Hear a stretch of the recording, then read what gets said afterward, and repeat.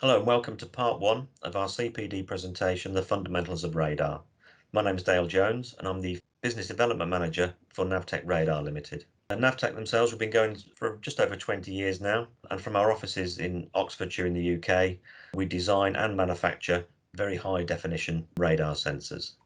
We've got around about 3,000 sensors now deployed across the world in three separate divisions really. The Advanced Guard side of the business, which is the part of the business that I work in, we provide ground-based radar for wide area surveillance, but also for some key applications like critical point monitoring in airports as well.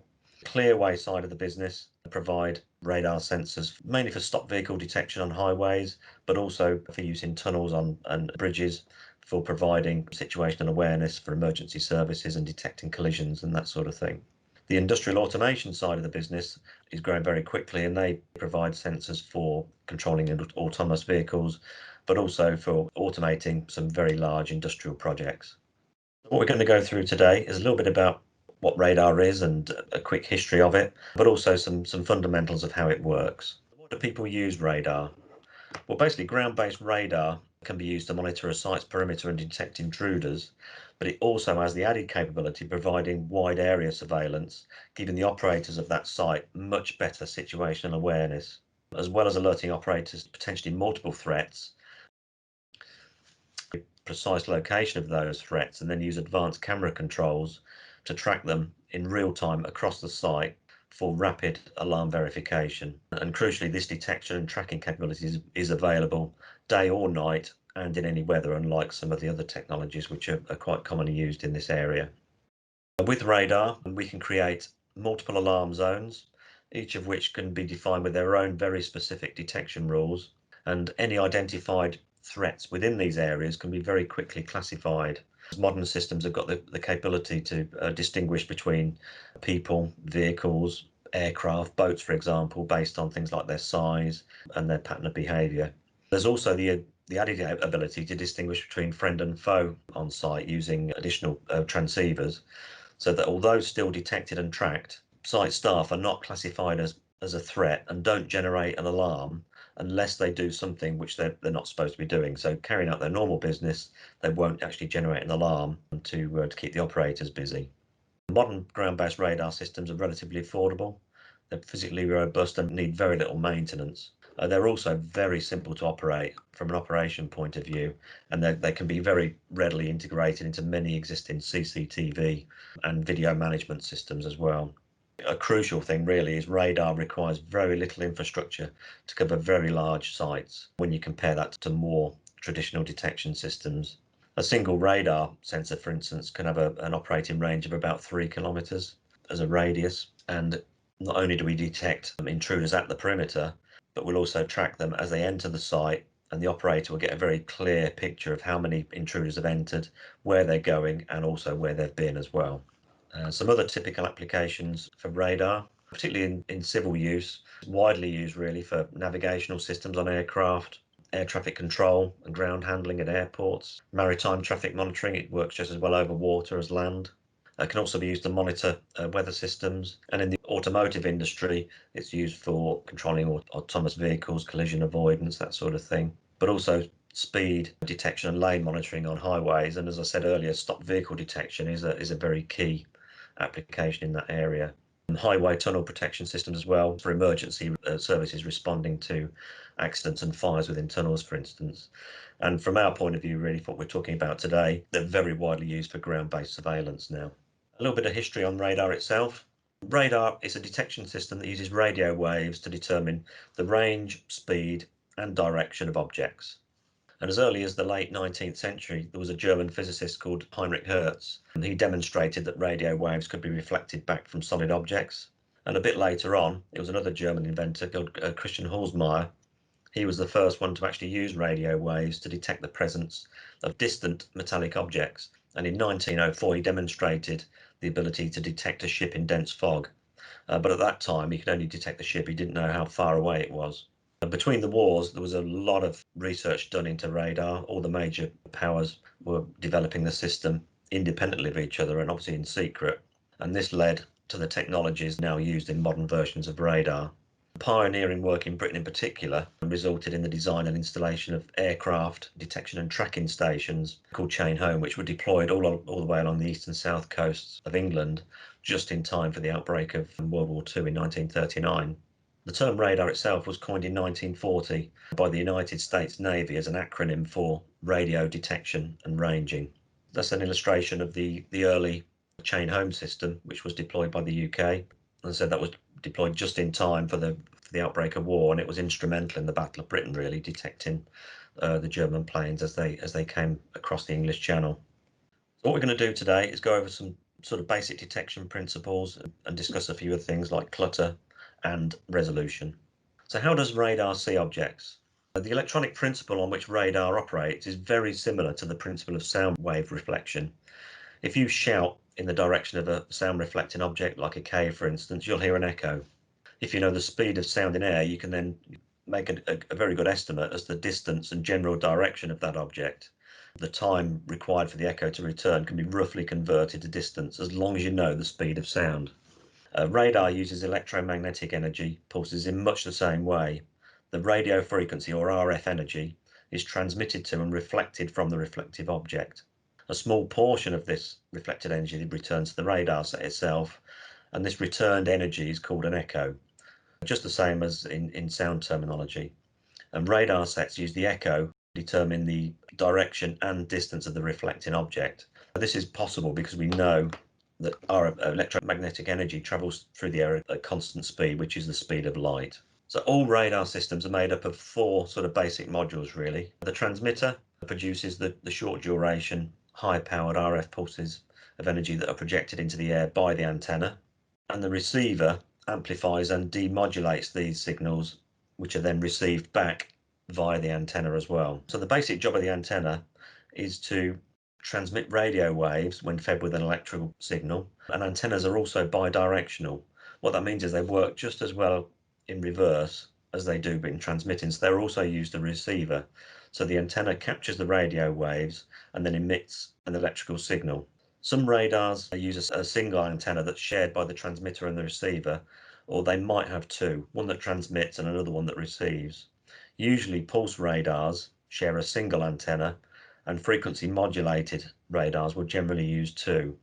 And the antenna design is critical to the performance of the radar system, and along with power, that will determine the range and resolution of the radar system. The duplexer, what that does, it alternately switches the antenna between the transmitter and the receiver so that only one antenna needs to be used. This switching is necessary because the high power pulses of the transmitter would damage the receiver if these high energy pulses were allowed to enter. So which detection factors determine how well we can see an object? The main factor that determines how well we can see an object is the amount of power that is reflected back to the receiver. This depends on several factors, and luckily for us, there's an equation that describes these very well. The radar range equation is used to calculate the effective detection range of the radar, and the reflected power returning to the receiving antenna is given by this equation. This will depend on the amount of transmitted power, target range, reflecting characteristics of the targets, and as we know, the sensitivity of the radar receiver, the radar equation, will determine the theoretical maximum range that can be achieved with any given radar system. There are several factors that determine the maximum range, and we must get sufficient echo energy back to be able to make a detection. The radar must also have a direct line of sight to the target. We can only see things if there's nothing blocking the view, and mounting the radar higher up will quite often allow it to look over objects that are in the way of the detection beam. Wavelength is a factor also, and we'll discuss this later in the presentation. I'll now go through some of these factors in a little bit more detail. The transmitter power is the amount of energy we initially send out. Obviously, the more energy there is to start with, the more we can get back. This is usually regulated, and we have to work within very close limits on this.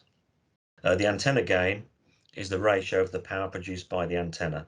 An antenna's power gain is a key performance number, really, which combines the antenna's directivity and electrical efficiency. In a transmitting antenna, the gain describes how well the antenna will convert power into radio waves headed in a very specific direction. Size of the object, often with radar, the size of the target has little bearing how well it can be seen. What is important, how well the object reflects back radar energy. This means that a physically small target can often reflect back just as much energy as a much larger target, provided it has the right geometry. An example of this is the sort of radar targets which are used on ships' masts, which is a small metal object, but it reflects radar very efficiently. In order to compare different target sizes, a radar cross-section was introduced, and this basically ignores the physical size of an object, but instead gives a figure of merit for comparing the size of objects according to the radar. Generally, larger objects will reflect more radio waves than smaller objects, but the material, target angle, and shape will also have an effect on this. And obviously, the range to the target has a very significant impact as well. For every doubling of range, the power you receive back is reduced by over 99%. There are three classes of signal that need to be processed in order to build an accurate picture for the radar. The first one is noise, and basically radar returns are produced from nearly all surfaces when illuminated by radar. So also in competition with the return from a target, there are also many other sources of unwanted signals. Unwanted signals in radar are generally described as noise and clutter. Noise is most apparent when there's a low signal level, and it's received by the radar antenna from many sources, including electromagnetic radiation in the atmosphere, the noise temperature of the Earth, as well as noise generated internally from electronics. But complex algorithms can be used to filter environmental noise out, such as weather conditions, heavy rain, for instance. Clutter is the term we use for ground returns or sea returns, buildings, wildlife, anything really which is in the field of view of the radar system. And the definition of clutter depends on the function of the radar. Perimeter surveillance radars could operate in areas with high clutter levels and generally would need good resolution to filter this out from the actual targets. And in the range of frequencies used, almost all objects return some reflection from the radar, as does the ground itself. Foliage can present a particular problem, as it's both a barrier to the radar energy, creating an area in which it's difficult to detect a moving target, but it can also create unwanted alarms due to foliage being blown around by the wind, for instance. So particular care has to be taken with housekeeping on many sites. And the objects themselves, these are the real detections that we're interested in. So what is clutter? Basically what clutter is, it's unwanted echoes in the electronic system generally from fixed objects within the field of view of the radar. The clutter map, that's generated from every scan that the system carries out. What this does, it builds up a long-term average of all the static objects within the scene, and the software within the radar system is then used to isolate this background scene from what the radar sees, and in particular looking for moving objects within the field of view of the radar. Key points to consider on this one really. As I said before, one of the main advantages of radar is it works in all weather and light conditions just when you need it the most, generally at the point when traditional CCTV struggles to provide the situational awareness needed for operators to efficiently and effectively monitor some critical sites. However, it is important to remember that all radars will be affected by atmospheric conditions to some extent, and there's some crucial factors to take into account when we go around selecting the most suitable system. And apart from atmospheric conditions, there are two sort of key factors affecting overall performance, and these are signal to noise ratio and the signal to clutter ratio. Okay, the signal to noise ratio is important for noise in particular to be kept to a minimum by using a well-engineered quality system, but you also need to be able to mitigate the effects of bad weather by having a larger signal to noise ratio budget. Heavy rain, for instance, can result in a reduction in range. However, the system is designed so that radar coverage extends with a good safety margin outside the area being monitored, then any adverse weather will have less of a detrimental effect on the system. The signal to clutter ratio, the ability to identify and isolate clutter is very important. So signal to noise ratio, beam width of any radar will have a significant influence on the amount of clutter that the system has to process. The narrower the beam width, the lower the amount of clutter that needs to be analysed at any given time. By reducing clutter, this greatly improves the tracking capability, especially in complex terrain, particularly where you're scanning between buildings or there's vegetation and trees around, for example. Another factor contributing to low clutter return is have a very high range resolution. A high definition in range resolution again implies less clutter being analysed at any given time. High range resolution will also depend on operating bandwidth, i.e. the frequency band over which the radar can operate. A larger operating bandwidth will provide better range resolution, a reduction in clutter, and improved signal to clutter ratio and detection. And as a company, we would always recommend that testing on site is carried out before committing to any investment in equipment. A few more definitions really. Detection, this is basically identifying an object when its return signal is higher than that of its surroundings or clutter. Tracking, this is consistently detecting an object whose movement adheres to a defined predictability. Basically, this is the rules that we set within each detection zone. And thresholding is looking for signal peaks above a specified value depending on sensitivity. And the transmitter power will also determine the range and sensitivity. Okay, we'll now move on to radar resolution. This is the ability to distinguish between targets. The closest analogy to this really is if you imagine a CCTV camera image. If you've got a very high resolution image of a scene, it's very easy to pick out people, vehicles, aircraft, that sort of thing, because you've got a nice, clear, sharp picture to work with. The lower the resolution of a CCTV camera, the more pixelated it becomes less sharp, and it makes it much more difficult to actually isolate individual targets. And we split the resolution into two main categories, really. One is range resolution, and this is the ability to distinguish between targets at different distances. And the other one is azimuth or bearing resolution, which is the ability to distinguish between targets on different bearings to each other. And by using these two resolution factors, we can then define a thing called a resolution cell, which is similar to the pixel size in a camera. So obviously, the smaller the pixel size or resolution cell, the easier it is for a radar to detect and track a person, particularly if they're moving very quickly. But it also means with a small resolution cell, you've also got less clutter to deal with as well. So it makes it much easier for the radar to filter out the actual target you're looking for away from the ground clutter or other clutter is in that scene as well at the same time. So radar resolution is quite a key factor in how a radar will perform. Ground surveillance radars in particular really need very high precision, and they need to be able to distinguish between targets that are very close together. Long-range search radars are usually less precise and can sometimes only distinguish between targets that are hundreds of meters or even miles apart. And the range resolution for any radar is defined by the frequency bandwidth and the wavelength of the radar signal.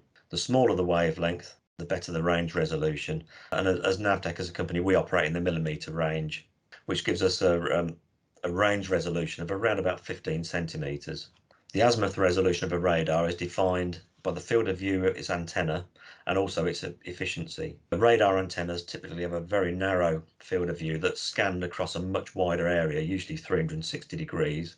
When a target is seen, the direction in which the antenna is pointing corresponds directly to the direction of that target. And it's a bit like using a telescope to determine the bearing of distant objects, really. Again, the resolution will depend on the frequency used, and the size of the antenna will also have an effect. There's lots of different antenna methods that can be used, and the choice is usually determined by the required size, weight, power and cost of the radar sensor itself.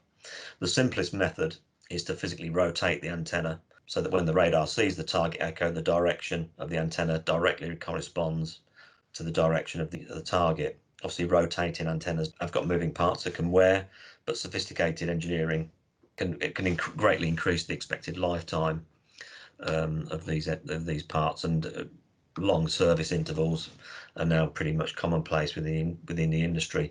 You can also have fixed antennas which are steered electronically using things like a phased array. Problem with this is you generally need more fixed panels to cover the same size area of a scanning system, for instance.